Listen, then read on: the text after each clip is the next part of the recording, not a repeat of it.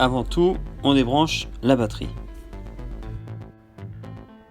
On retire les carénages, réservoir, boîte à air, la rampe à injection.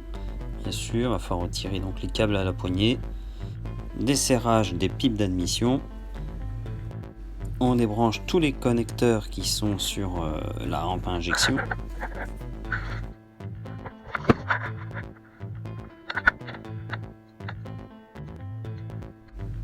Voilà, on déboîte la rampe à injection, on sort les câbles accélérateurs et on dégage la rampe.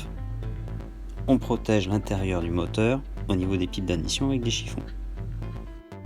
Et là, on commence à desserrer les supports moteurs gauche et droite.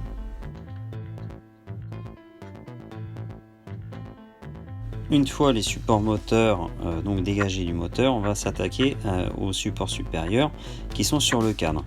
Voilà, dégager un maximum autour pour pouvoir utiliser les bons outils.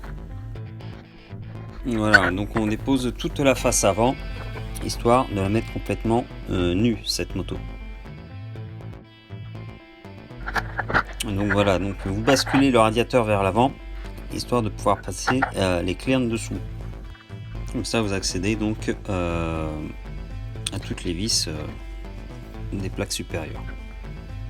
Donc on enlève les bobines crayon, une à une. Voilà, là on n'a pas besoin de basculer le moteur pour faire toutes ces opérations. Voilà, donc là on dégage le dessus du cache-culbut et on le démonte.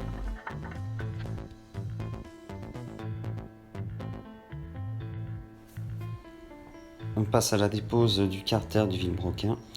On prend bien soin de repérer toutes les vis.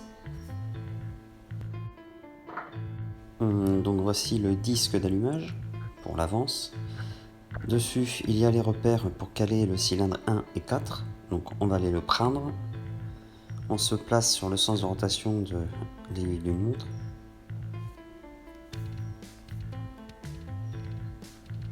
Voilà, on est bien repéré, il faut qu'on soit en face du repère. Le repère, il est là. Voilà, on y est. Donc là, on prend les jeux aux soupapes pour pouvoir faire un bon pastillage.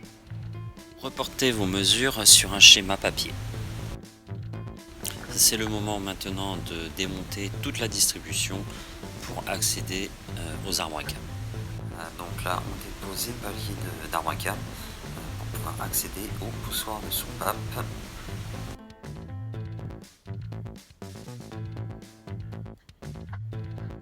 Voilà, un petit coup de maillet pour débloquer tout ça.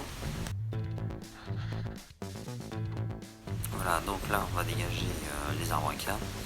Bien faire attention à retenir la chaîne histoire qu'elle ne tombe pas au fond. C'est le moment donc de libérer le vilebrequin de la distribution en bas. Donc ne vous inquiétez pas, vous pouvez tout retirer, tout est bien repéré, il n'y a aucun souci.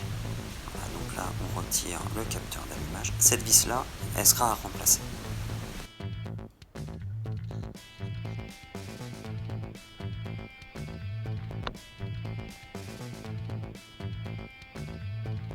Là, on peut dire que la distribution est complètement déposée. Pour le pastillage, donc il va falloir retirer les poussoirs.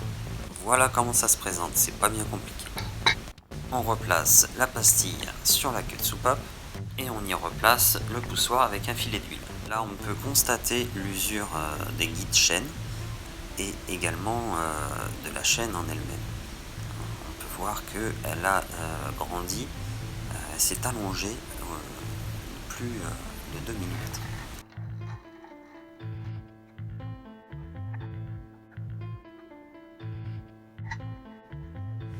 La vis inférieure du guide est à remplacer. Donc on remonte le tout bien sûr avec les couples de serrage respectives par vis, le frein filet comme indiqué sur la RTM. Voici l'outil que j'ai utilisé pour effectuer le serrage.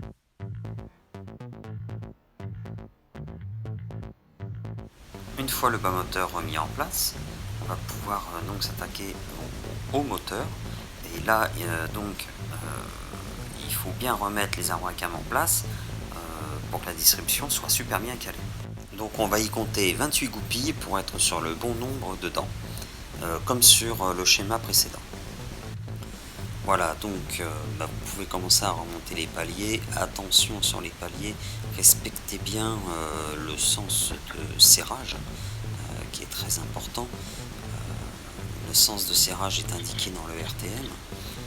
Maintenant, concernant les supports moteurs également, il va falloir faire par ordre de serrage et au couple de serrage afin de ne pas avoir par la suite un souci avec le cadre, parce que si les supports moteurs sont mal remontés et que ça force sur le cadre va finir par se fendre, puisque nos cadres de nos Brel 2004-2005 sont, on va dire, assez fragiles. Voilà les gars, bon, je vous ai tout raconté dans les grandes lignes. Maintenant, à vous de faire. Si vous avez des questions, n'hésitez pas à vous laisser un message. J'essaierai de vous répondre le plus rapidement possible. Allez, bon courage.